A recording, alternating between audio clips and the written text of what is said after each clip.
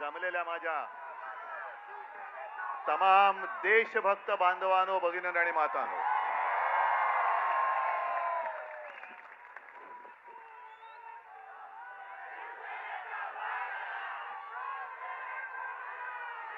आता एक पोस्टर काहीतरी होतं. नाही नाही, हे धर्मेंद्र प्रधान राजीनामा द्या. ही एकदम क्षुल्लक गोष्ट आहे. नाही, हे पण एकदम क्षुल्लक आहे. हा लढा आता जे सरकार आपल्याला रोजीरोटी देऊ शकत नाही, रोजगार देत नाही, शिक्षण देत नाही, उत्तर देत नाही, हे सरकार बदलण्याचा हा लढा आता सुरू झाला पाहिजे. आम्हाला धर्मेंद्र प्रधान नकोय, आता हे सरकार नकोय. आणि मी नेतृत्व करायला आलेलो नाही, तुम्ही सर्वांनी आता नेते व्हा सांगण्यासाठी आलेलो आहे.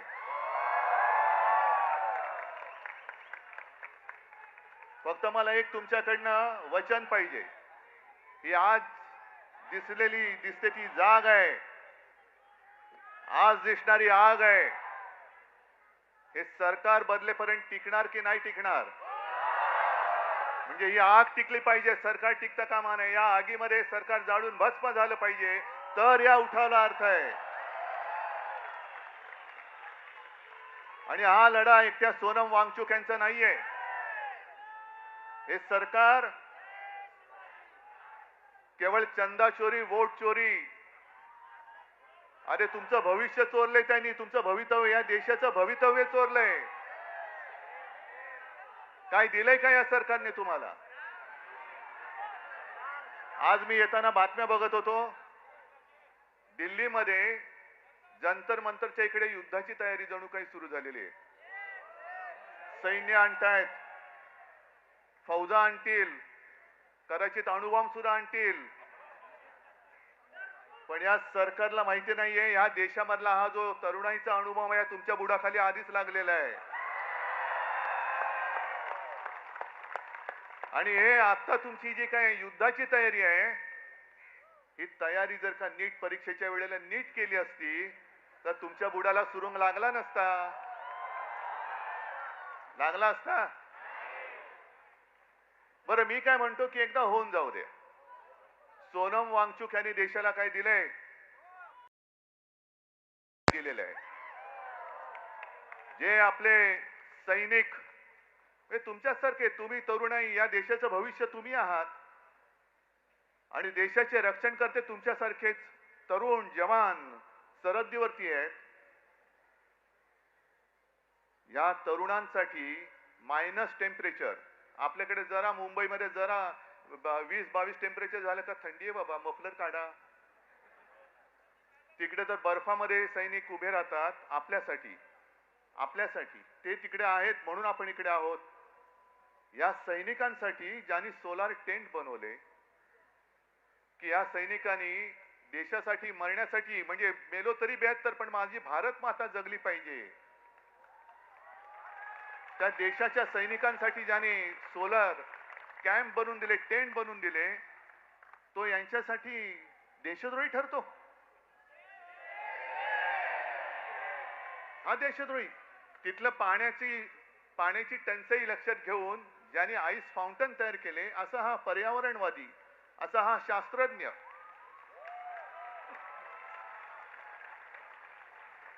हा यांच्यासाठी देशद्रोही. मग नेमकं देशप्रेम आहे तरी कुठे? देशप्रेम कोण आहे? कुठे? यांचं देशप्रेम नाही, अदानीचे सगळे प्रेमी, यांचे सगळे उद्योगपतींचे प्रेमी आहेत. पण काल काही गोष्टी तुम्हाला कळल्या पाहिजे. काल मी नागपूरला गेलो होतो मंदिर लुटीच्या विरुद्ध सगळ्यांना जागा करायला. आणि नागपूरमध्ये गेल्यानंतर साहजिकच आहे, कोणाचं केंद्र आहे तिकडे? रासव संघ. म्हणजे बघा गंमत कशी आहे की या संघाने या कालच्या मे महिन्यामध्ये एक स्टेटमेंट दिले त्यांच्या त्या होसबळेनी, की पाकिस्तान बरोबर चर्चा केली पाहिजे. पाकिस्तान बरोबर, जो पाकिस्तान आपल्या देशात आतंकवादी घुसवतोय, बॉम्बस्फोट करतोय, सगळं काही करतोय, अतिरेकी हल्ले करतोय, त्याच्याबरोबर चर्चेचे दरवाजे खुले ठेवले पाहिजेत. आणि मोहन भागवतना विचारले तर मोहन भागवत म्हणतात की होय बरोबर आहे, हम हिटलर जैसे नहीं है. अहो भागवत साहेब, हे हम हिटलर जैसे नाहीये तुमच्या मोदींना सांगा. आणि पाकिस्तान बरोबर चर्चेची तयारी आहे, मग वांगचूक बरोबर का नाही करत?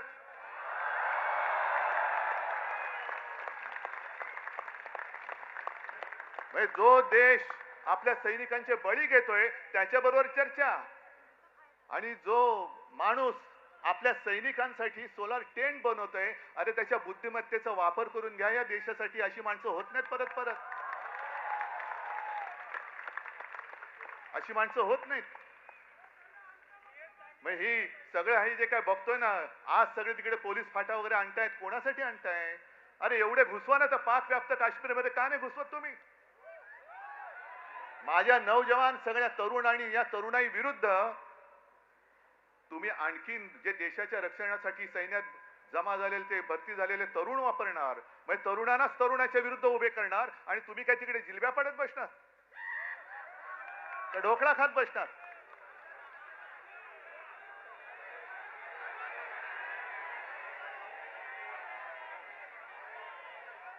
आता काही जण मला विचारतात,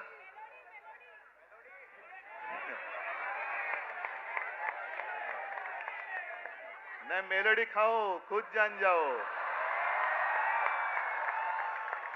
तो फिर मुझे बात करने की क्या बात है? आप जाओ उधर कोने पे मेलोडी ले लो और सब खुद जान जाओ, जो भी जानना है जान लो, समझ जाओ. मैं तिकडे चॉकलेटच्या गोळ्या आणि आमच्या तरुणांना बंदुकीच्या गोळ्या.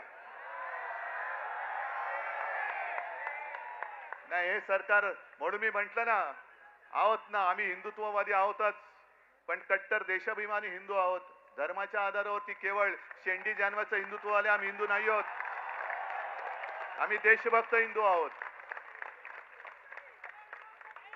आणि म्हणून मी काल मोहन भागवतनं जे विचारलं की आज जे काही देशात चालू आहे हेच तुमच्या कल्पनेतल्या हिंदू राष्ट्रामध्ये बसतंय का? हे तुमचं हिंदू राष्ट्र आहे? हे हिंदू राष्ट्र आम्हाला अपेक्षित नाही. आमच्या हिंदू राष्ट्रामध्ये देशभक्ती ही महत्वाची आहे. मग तो कोणत्याही जातीपाती धर्माचा असू दे, जो या देशावरती प्रेम करतो तो आमचा आहे.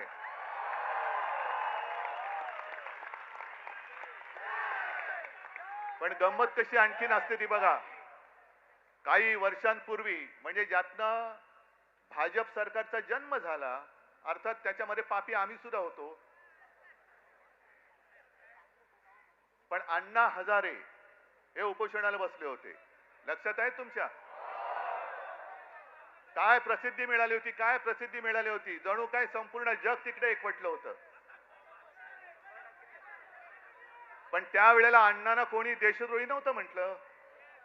अण्णांना कोणी चीनचा हेर किंवा हस्तक नव्हतं म्हटलं. अण्णा काय बोलतायत हे विचारण्यासाठी तत्कालीन मनमोहन सिंग सरकारने 4थ्या-5व्या दिवशी त्यांचा माणूस पाठवला होता. विलासराव देशमुखांना पाठवलं होतं.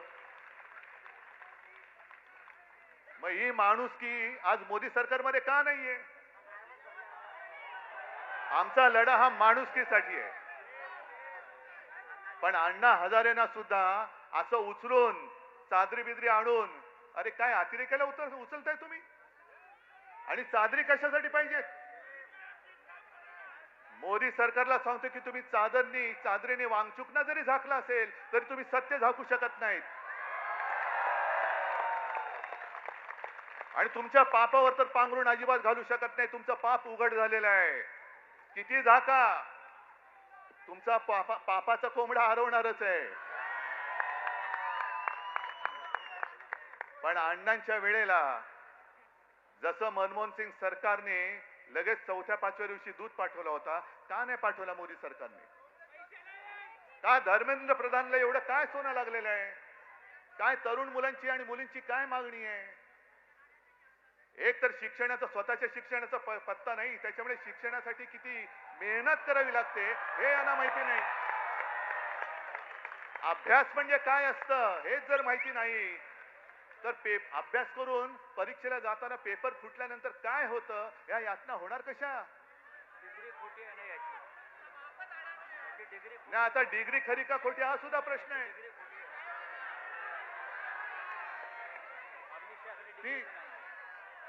त्याच्यामुळे ह्या यातना, आणि आज तुम्ही जर का बघाल तर तरुण मुलं मुली तर आहेतच, पण मी सोशल मीडियावरती बघतोय त्यांचे आजी आजोबा सुद्धा आलेले आहेत, आई वडील आलेले आहेत. याचं कारण असं की मला नाही शिकता आलं, पण माझ्या मुलाने शिकलं पाहिजे, माझ्या मुलीने शिकलं पाहिजे. मोदी सरकारची जी घोषणा आहे, मुलगी शिकली प्रगती झाली, अरे पण शिकून परीक्षेला गेली आणि पेपर फुटला, ती मुलगी आत्महत्या नाही करणार, मुलगा आत्महत्या नाही करणार. मग एवढ्या मुलाने आत्महत्या केल्या तरी एक धर्मेंद्र प्रधान तुम्ही डोक्यावर घेऊन नाचताय. मग धर्मेंद्र प्रधानला असं काय सोनं लागलेलं आहे? बरं, अण्णा हजारेंचा एक विषय झालाच, पण या घराणेशाही बद्दल आणखीन एक सांगतो. आज सोनम वांगचूक उपोषणाला बसलेत तिकडे, पण सोनम वांगचूक यांचे वडील सुद्धा, त्यांनी सुद्धा उपोषण केलं होतं. माहितीये तुम्हाला किती जणांना? कोण गेलं होतं त्यांच्याकडे बोलायला? म्हणजे भाजपच्या लेखी हुकुमशाह असलेल्या इंदिरा गांधी सोनम वांगचूक यांच्या वडिलांना भेटायला लडाखला गेल्या होत्या, तरी हे तिकडे दिल्लीत राहून दिल्लीतल्या दिल्लीत भेटायला न जाणारे मोदी आणि शहा हे लोकशाही आणि इंदिरा गांधी हुकुमशाह.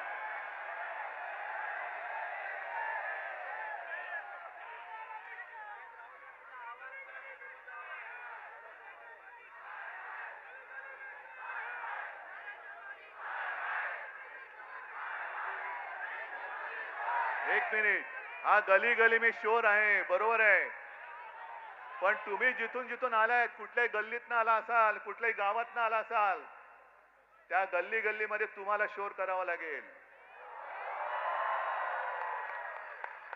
तुम्हाला आवाज उठवावा लागेल. मला जे प्रश्न विचारत होते त्यांना मी हेच सांगतोय की तुम्ही दिल्लीला जाणार का? हो, वेळ येईल तेव्हा मी नक्की जाईन, पण मी एकटा गेलो असतो तर फरक नसता पडला. आज हे सगळे एवढे जण इकडे जमलेत, अख्खा महाराष्ट्र आज तिकडे उभा आहे, आणि हे आंदोलन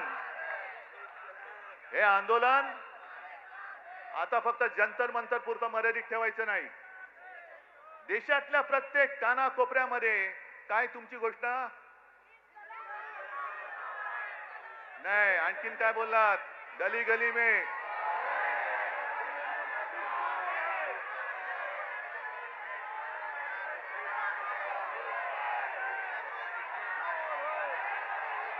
बरं, आणखीन एक गोष्ट, इकडे महिला आलेल्या आहेत, इकडे बऱ्याचशा महिला आहेत. महिलांनी मला पटकन सांगायचं, आपल्या घरात जरा थांबा नाही, आपण साधारणतः आपण साधी माणसं आहोत. आपल्या घरामध्ये साधारणतः असं मानलं जातं की साधी महिला ही झुरळाला घाबरते ना. अरे इकडे आमचं पंतप्रधान घाबरतो, अख्खं सरकार घाबरतं. जगातला सगळ्यात मोठा पक्ष ज्यांनी भाड्याने माणसं घेतलेत, हे भाडकं वाचलं की असं होतं, भाड्याने म्हणजे माणसं चोरून पक्ष वाढवला ना की असा पक्ष झुरळाला घाबरतो. आता कळलं मला की हा पक्ष झुरळाला का घाबरतो. हे सत्ताधारी झुरळाला का घाबरतात? कारण यांच्याकडे स्वतःची माणसं नाही आहेत, सगळी भाडकाऊ आहेत, चोरून आणलेली गद्दार आहेत.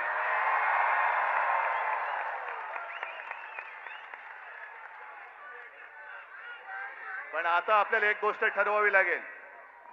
माझं या शिवतीर्थावरून मोदी सरकारला आव्हान की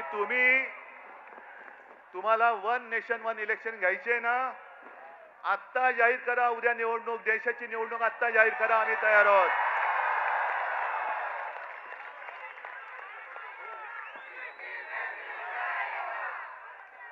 नेशन म्हणजे काय असतं, राष्ट्र म्हणजे काय असतं, या राष्ट्राची ताकद या माजलेल्या सत्ताधाऱ्यांना दाखवून देण्याची आता वेळ आली आणि संधी आलेली आहे. काय असतं नेशन म्हणजे काय असतं, राष्ट्र म्हणजे काय असतं. तुम्ही या माझ्या तरुणांना जे उद्या देशाचं भविष्य आहेत त्यांना कॉक्रोच म्हणता. पण आज तुम्ही बेशरमपणाने तिकडे गादीवरती बसलायत. जर आपल्याला स्वातंत्र्य मिळालं नसतं तर त्यांची बुडं टेकायला या गाद्या मिळाल्या नसत्या. जे क्रांतिकारक फासावर गेले, काय वय होती त्यांची. सुखदेव, राजगुरू, भगतसिंग, किती किती नावं घ्यायची. चापेकर बंधू सगळे याच वयातले होते, याच वयातले. ज्यांना आज आपण जेन झी म्हणतो, ती काय झुरळ होती. तुम्हाला काय झुरळामुळे स्वातंत्र्य मिळालंय. जर आपल्या स्वतःच्या प्राणाची पर्वा न करता, घराची कुटुंबाची पर्वा न करता तेव्हाची तरुण मुलं यांनी जर का देशाच्या स्वातंत्र्यासाठी बलिदान केलं नसतं तर आज आपल्याला स्वातंत्र्य बघायला मिळालं नसतं. मग स्वातंत्र्यासाठी ज्यांनी स्वातंत्र्यासाठी बलिदान केलं ते स्वातंत्र्य आपण टिकवू शकतो की नाही, ते टिकवणं आपलं काम आहे की नाही, आपलं कर्तव्य आहे की नाही. आणि जे आपल्याला झुरळ म्हणतायत, होय मी सुद्धा झुरळ आहे. कोणी एकेकाळी मी सुद्धा याच वयात होतो. जर तुम्ही तरुण मुलांना झुरळ बोलत असाल तर झुरळांचे आई वडील सुद्धा झुरळच आहेत. हा देश काय झुरळांचा देश आहे. आपण आता ठरवलं पाहिजे की जो आपल्याला झुरळ म्हणतोय, जो आपल्याला न्याय हक्क नाकारतो आहे, या सगळ्या सत्तेला चिकटलेल्या गोचिडी आहेत. गोचिडी, मी आज त्या सत्तेला चिकटलेल्या ना गोचिडी म्हणतोय. जे सत्तेला चिकटून राहिलेत आणि लोकशाहीचं रक्त पितायत, या सत्तेला चिकटलेल्या लोकशाहीचं रक्त पिणाऱ्या गोचिड्या आपल्याला खेचून बाहेर काढाव्याच लागतील. आणि आजपासून हा लढा सुरू होतोय. तिकडे जंतर मंतरला काय करतील सांगता येत नाही, कारण सगळं सैन्याची जमवाजमव सुरू झालेली आहे. इंग्रजांनी सुद्धा असं 100-150 वर्ष राज्य केलं होतं. पण देशातली जनता जेव्हा एकजुटीने रस्त्यावरती उतरली तेव्हा इंग्रजांना सुद्धा इथून पाय काढून पळावं लागलं होतं. तसंच यांना आपल्याला करावं लागेल. आणि आजपासून तुम्ही जिथे जिथे असाल, मी या माध्यमांच्या चॅनलच्या माध्यमातून संपूर्ण महाराष्ट्राला नव्हे तर देशाला विनंती करतोय, तुम्हाला जसं जमेल, तुम्हाला जसं झेपेल तसं हे स्वातंत्र्य जपण्याचं युद्ध आता सुरू करा. जिथे सभा घ्यायच्या सभा घ्या, जिथे मेणबत्त्यांचा मोर्चा काढायचा मेणबत्त्या मोर्चा, जिथे मशाल मोर्चा काढा, मानवी साखळी तर मानवी साखळी करा. पण जिथे जातील तिकडे सगळ्यांना कळलं पाहिजे की आता अब देश इन लोगों की बात मानने वाला नहीं है. आणि नवीन आणखीन एक तुम्हाला सांगतोय, अण्णा हजारेंच्या आंदोलनाच्या वेळेला या अशाच टोप्या केल्या गेल्या होत्या. काय लिहिलं होतं त्याच्यावर, मैं अण्णा हूं. आता तुम्ही करायचं, मैं देशभक्त हूं. मी देशभक्त, मी अंधभक्त नाही. मी अंधभक्त आहे तो माझ्या भारत मातेचा आहे. मोदींचा अंधभक्त मी होऊ शकत, मी असणार नाही, कदापि नाही. आजपासून ही सुरू करा, मी देशभक्त. जे मोदी भक्त असतील त्यांना तुमच्या समोर उभं राहायला भीती वाटली पाहिजे. एवढी देशभक्तांची ताकद या देशात आज सुद्धा आहे आणि ती उभी राहू शकते आणि ती महाराष्ट्र उभी करू शकतो, संपूर्ण देश उभा करू शकतो, हे यांना दाखवून द्या.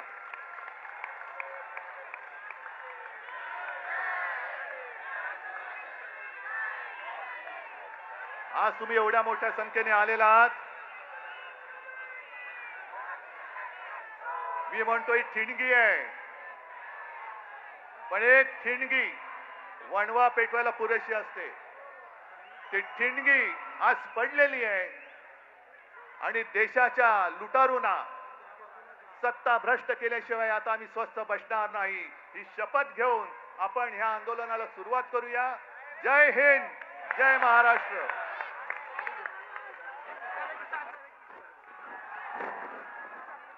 सफेद चादरीत काळे कृत्य, सफेद कापड घालून लोकशाहीचं खून करण्यात आलं.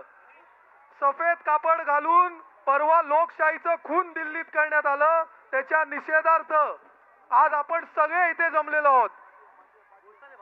भारत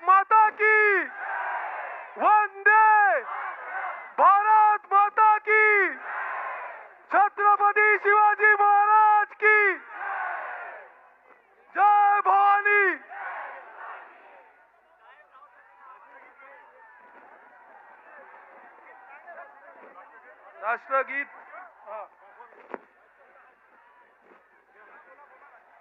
राष्ट्रगीत सगळ्यांनी राष्ट्रगीत म्हणायचं आहे.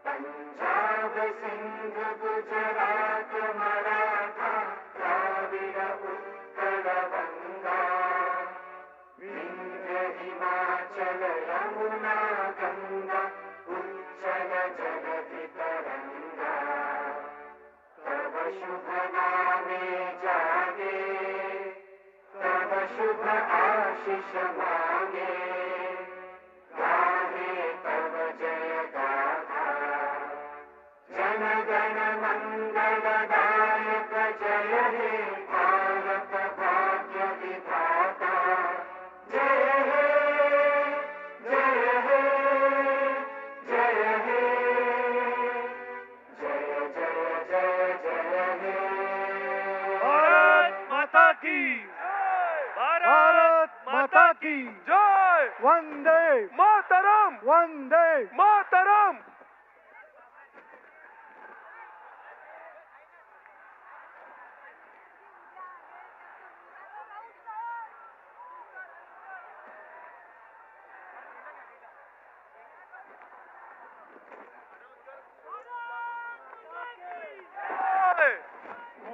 मातरम वंदे भारत माता की.